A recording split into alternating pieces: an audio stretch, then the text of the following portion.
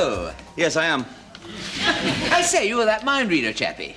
About 20 years now. How long have you been reading minds? Yes, in a minute, dear. Would it be much longer?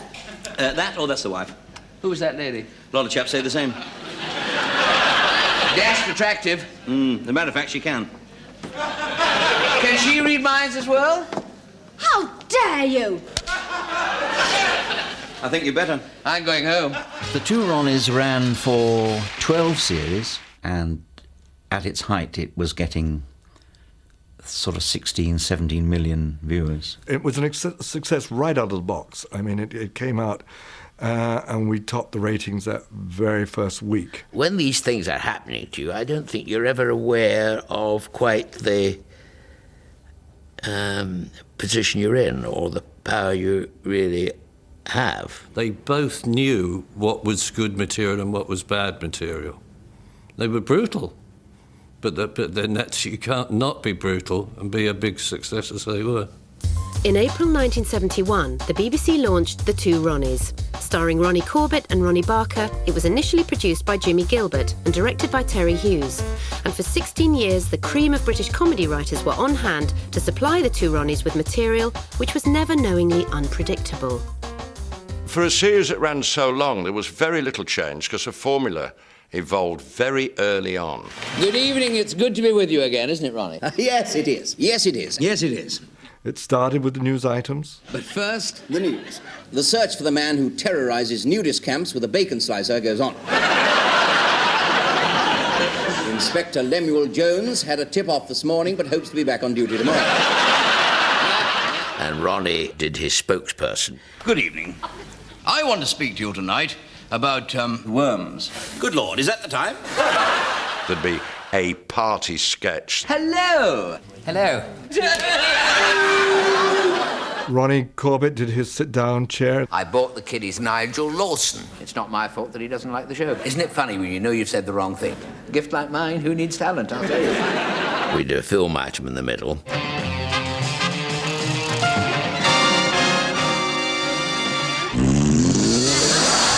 The big song musical number.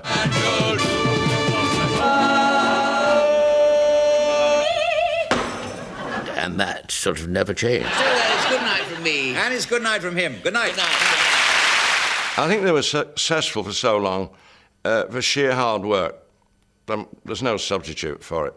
I've never known people graft like they did and scripts honed and worked at and sweated on. Every show was their first show. The amount of care and work they devoted to it. I was just wondering... After you. No, after you. I was just wondering what you do in life. Well, actually, I'm a marketing executive. Are you really? So am I. Well, I never. Isn't that a strange coincidence? Comedians are notoriously greedy. Well, Barker's not a comedian. He's an actor used to ensemble work. And Corbett, perhaps the only comedian we know who isn't greedy. Our relationship was like a married couple. We were so close as we worked together that I'm sure that contributed enormously to the success of the show. Their marriage happened accidentally when the two Ronnies were thrown together at a London theatre in 1970 during a hitch in an award ceremony. The call went out, "Is there a comedian in the house?" Ron and I did this, hosted the BAFTA awards from the Palladium, and there was a technical breakdown. We all hung around sitting in the stalls of this theatre we were in, and I was sitting next to Paul Fox, who then was the controller of BBC One. And we're reputed to have kept the audience entertained for anything from up to 4 minutes to 17 minutes. I turned to Paul and I said, how would you like to have Corbett and Barker on your network for the next 3 years? And that was the start, really, of the move to the BBC. For years before the two Ronnies, Corbett and Barker had been well-known faces on British television, with a range of credits as both solo performers and in double acts dating back to the 1950s. Ronnie Barker's background was in theatre, as an actor with the Oxford Repertory Company. From there, he joined The Navy Lark, the long-running comedy on BBC Radio. That was where Barker first met producer Jimmy Gilbert in what was a pivotal moment in his career. I went along to the Playhouse Theatre in London where they were recording it, and I was instantly hooked, and he was booked. And we worked together off and on for the next 20 years, really. Gilbert got the young Barker back on stage, appearing with Stanley Baxter in On the Brighter Side, then cast him as Jimmy Edwards' son in the BBC sitcom 7 Faces of Jim, where he played opposite June Whitfield's Eth. Oh, Ron, how much longer have we got to endure this torment? Only about another 10 minutes, Ed. If I'm not home to tea, Dad will get suspicious, especially as it's pilchards. Ronnie Corbett's background was very different to that of Barker's. In the 1950s, he was a regular guest in the early years of Crackerjack. I'm dreaming of a white Christmas, just like the white. When not on the Gogglebox, as it was then known, Corbett appeared in Cabaret with Danny LaRue at his West End nightclub. The show was written by Barry Cryer. They were amazing together. You can imagine the height. Danny in high heels was about 7 feet, and with Ronnie, they were just made as a team. Before the two Ronnies became a great team, Ronnie was half of a great double act. To make ends meet, Corbett also worked in a pub where he met Ronnie Barker. Unusually for a couple whose relationship started in a bar, they stayed together for the next 30 years. I first met Ronnie Corbett at a club called the Buxton Club, where he was serving behind the bar and standing on a box. I'd met him socially in a kind of very, vague sort of way, so I knew him from that point of view. Escaping from behind the bar, Corbett was cast in Lionel Bart's latest musical extravaganza. Everybody expected it to be a smash hit. I was in Twang, which was one of the great musical disasters of the British theatre. The Robin Hood musical buried many careers under the Greenwood tree, but not Corbett's. Perversely, its failure gave him his biggest break. David Frost rang me up and said, if Twang runs, you won't be able to do this, but in 6 weeks I am starting recording a series called The Frost Report. Twang came off, and I did The Frost Report, and that was a major turning point in my life, really. Working with David Frost's company Paradigm, the BBC launched The Frost Report in March 1966. Among its many achievements was bringing Ronnie Barker and Ronnie Corbett into the same comedy team. The material was pretty special too. I mean, the writers on The Frost Report were legion and wonderful, Barry and Marty Feldman, Eric Idle, Graham Chapman, John Cleese, Michael Palin, Terry Jones, Marty Feldman.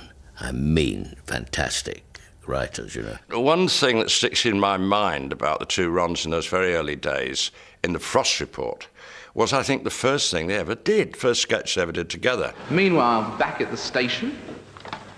Good morning, Super. Morning, wonderful. And that was the first moment, which still exists, of the two Ronnies working together. The Frost Report won the much-coveted Golden Rose of Montreux in 1967. The following year, David Frost and the Paradigm Troupe switched channels to London Weekend. Some of us were asked to join them as writers, so there was a whole caravan moved across into all sorts of shows. I mean, it was just an amazing era. The move to LWT sparked the busiest time in Barker and Corbett's careers. Proving that they were solo performers, not just part of a comedy team, Corbett starred as Ronnie in his own sitcom, No, That's Me Over Here, written by Barry Cryer, Eric Idle, Graham Chapman, and produced by Marty Feldman. The following year, he returned to his variety roots, introducing song and dance routines and stand-up comedy in the Corbett Follies. And now, of course, the star of our show, Mr. Ronnie Corbett.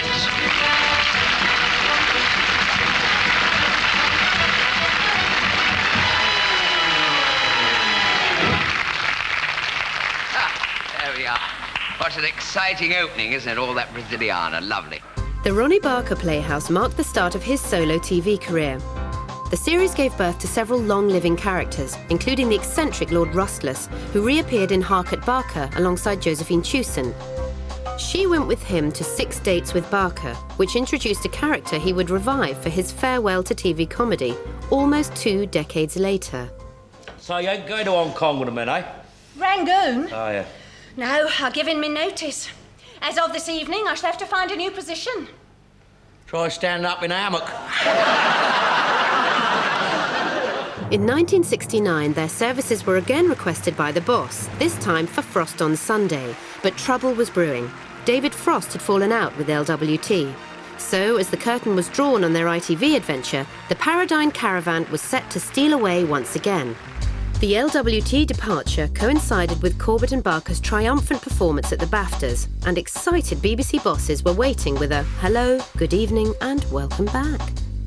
Bill Cotton brought me into his office and he said, look, the Ronnies are coming back to the BBC, and I'm going to take you off production, all other production, for a year, and it's your job to find material and shows for the 2 of them. To do that, Jimmy Gilbert turned to Terry Hughes, whose credits included producing Harry Seacombe, Kenneth Williams and Val Doonican. I was an enormous fan of the Ronnies. I'd seen them on the Frost Report. I'd seen the stuff they'd done with David at London Weekend, David Frost, and I knew exactly what they were capable of.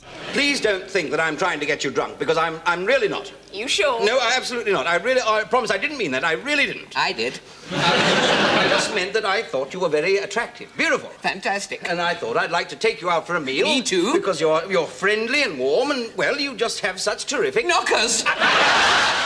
Jimmy Gilbert would have been invaluable in the first year. He phased himself out quite soon, and I was left totally in control. There was nobody to replace Jimmy Gilbert. It became my show. I expect by now it'll be panic stations in the control box.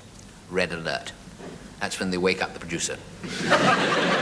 Michael Palin and Terry Jones wrote a lot for us in the first year, but subsequently were unavailable because of the demands on their time with Python and their own projects. But the cream of the cream was available to us. We wanted them and they wanted to write for us, so it was a very happy situation. And so to our first contender. Good evening, your name, please. Good evening. Your first heat, your chosen subject was answering questions before they were asked. This time, you have chosen to answer the question before last each time. Is that correct? Charlie Smithers. And your time starts now. What is paleontology? Yes, absolutely correct. What's the name of the directory that lists members of the peerage? A study of old fossils. I do remember having sat down and written this sketch that I tore it up. What is Bernard Manning famous for? That is the question. Correct. Who is the present Archbishop of Canterbury? He is a fat man who tells blue jokes. Correct. What do people kneel on in church? The Right Reverend Robert Runcie. And the following day, because I had no better ideas in me and had to deliver whatever it was I'd agreed to deliver that year, I literally just fished the pieces out of a waste bin and sellotaped them together. What would you use a ripcord to pull open?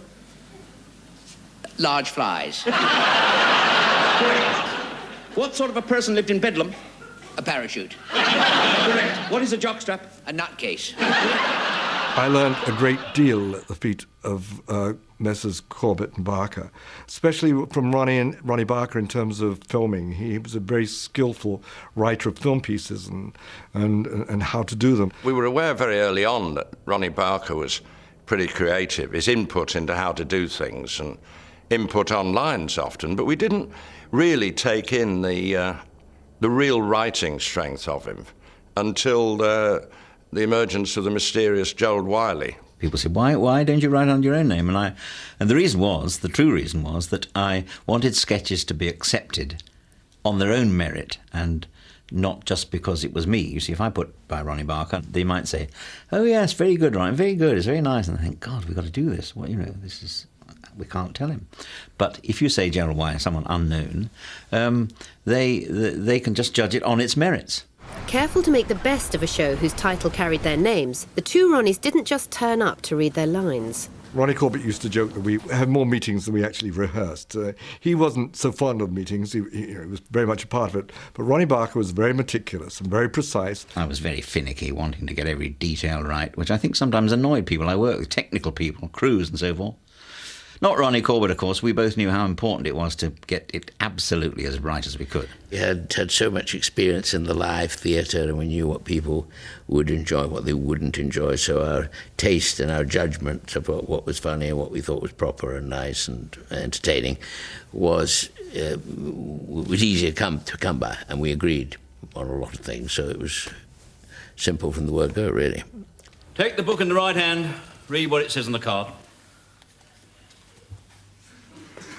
Christmas time is here again with mistletoe and holly. I wish you all you wish yourself, and may your day be jolly.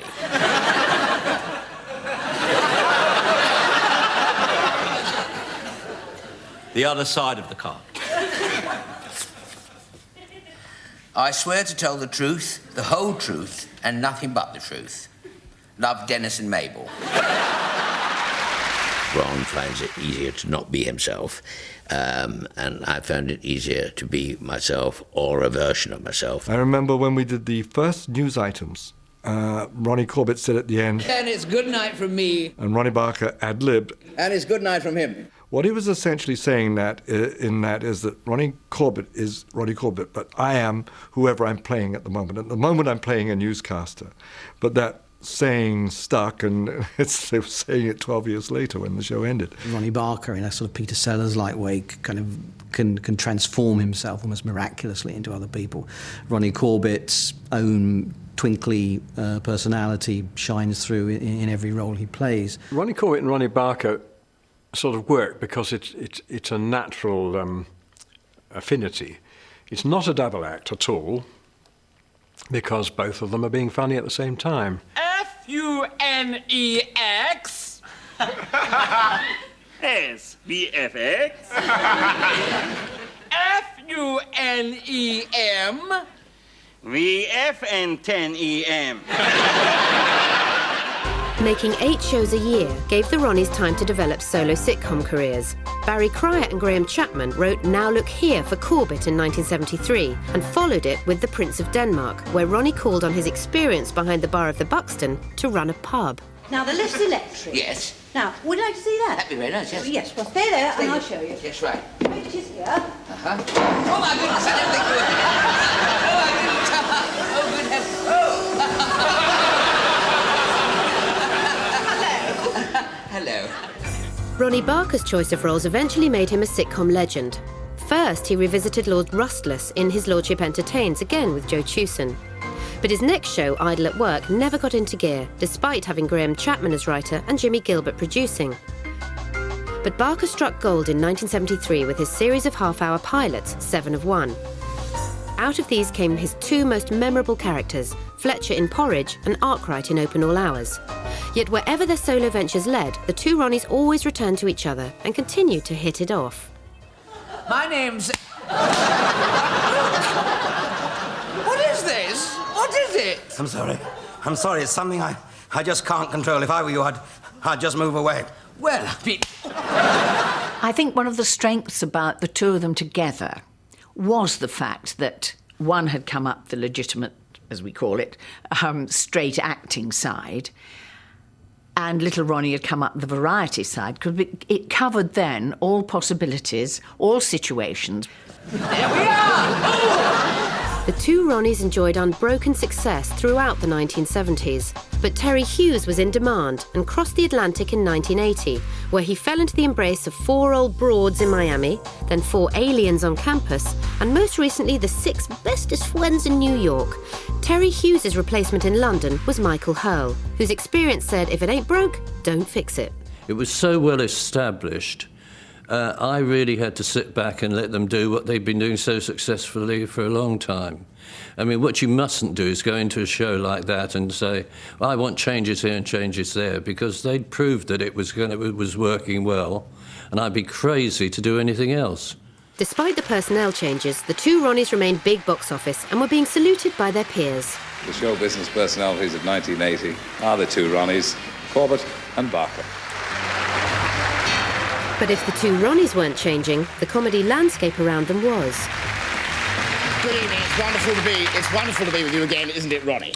No, it's a bleeding pain in the arse, frankly. But in a packed programme tonight, you'll be reassured to know we'll be using exactly the same sort of material as we've used for the last 20 years. I remember there was quite a cruel sort of send-up of us done by Griff Rhys-Jones and Mel Smith. I shall be talking incredibly quickly, making spousands of thoonerisms and dressing up in women's clothing. And I shan't be getting any laughs because he writes most of the scripts and makes sure I get all the crappy bits. I loved it. I thought it was hilarious, that send-up. Later in the show, I shall be implying through smutty innuendo that I have a very small part and I have an enormous penis. I remember saying to Ronnie Corbett, "Oh, come on, it's just a bit of fun. It's not doing us any harm."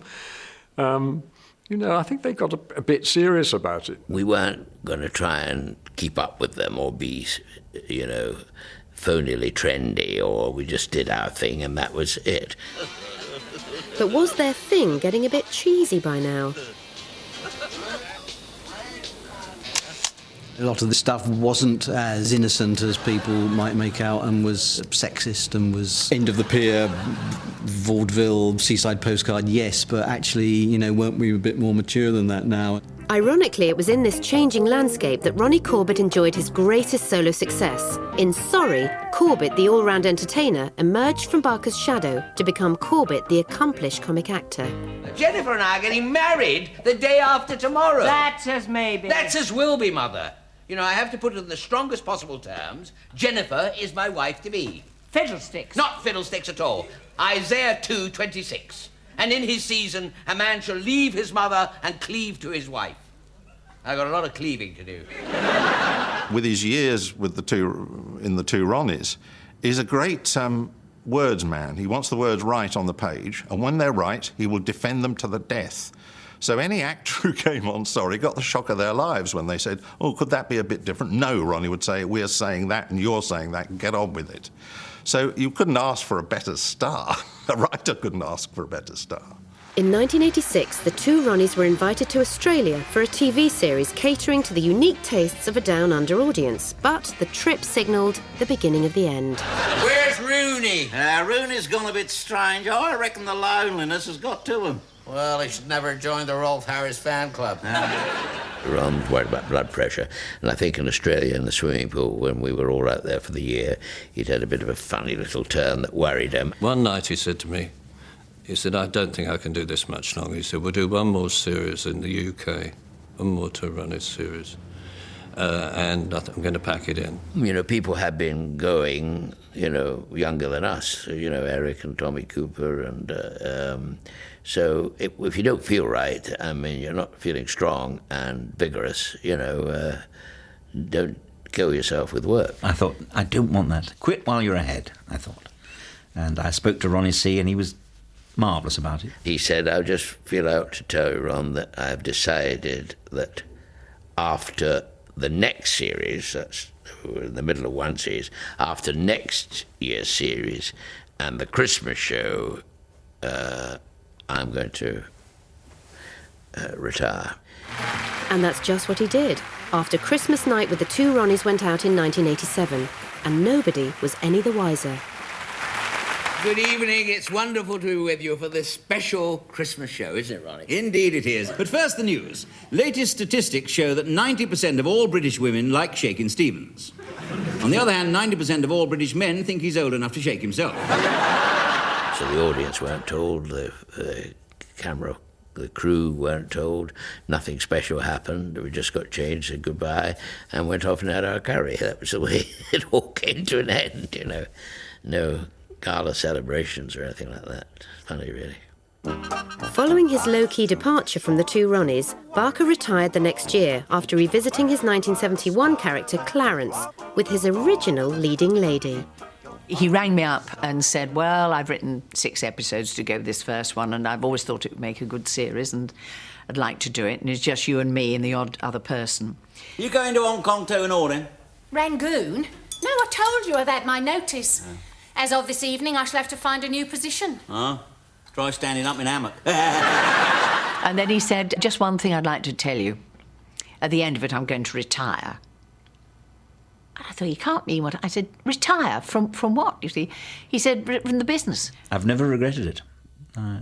I did everything I wanted to do. I had no ambitions left, and I'd been, so lucky and so enjoyed myself so much. And I thought, that's it. Well, that wasn't quite it. Barker was tempted out of retirement for straight acting roles. In 2002, he played Inches, Churchill's butler in The Gathering Storm, and the following year starred alongside Maggie Smith in My House in Umbria. But what of the song and dance man?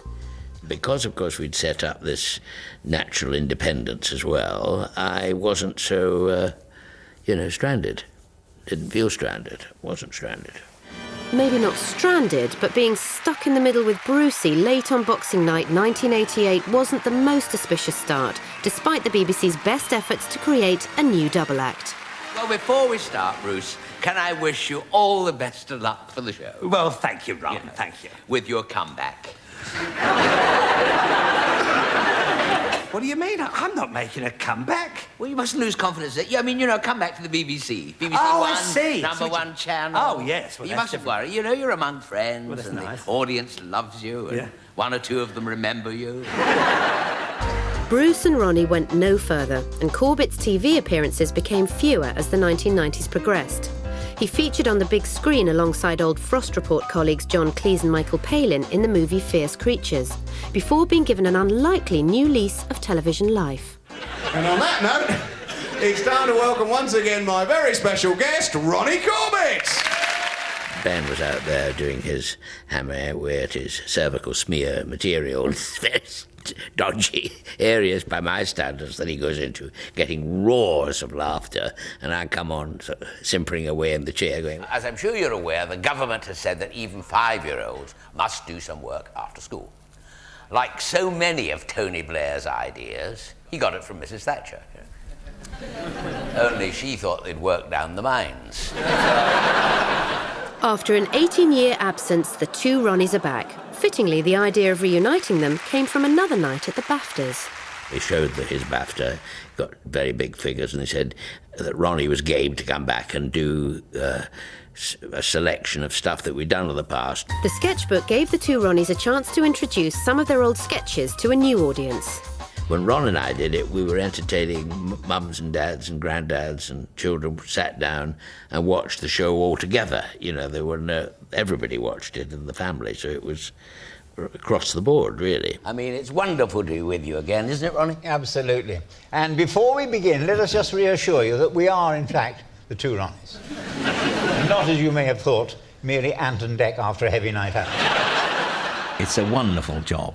I've been so lucky to get a job, where the only thing you have to do in your career is to make people laugh. I mean, it's the best job in the world. Camden Town, my Camden Town, you are home to me.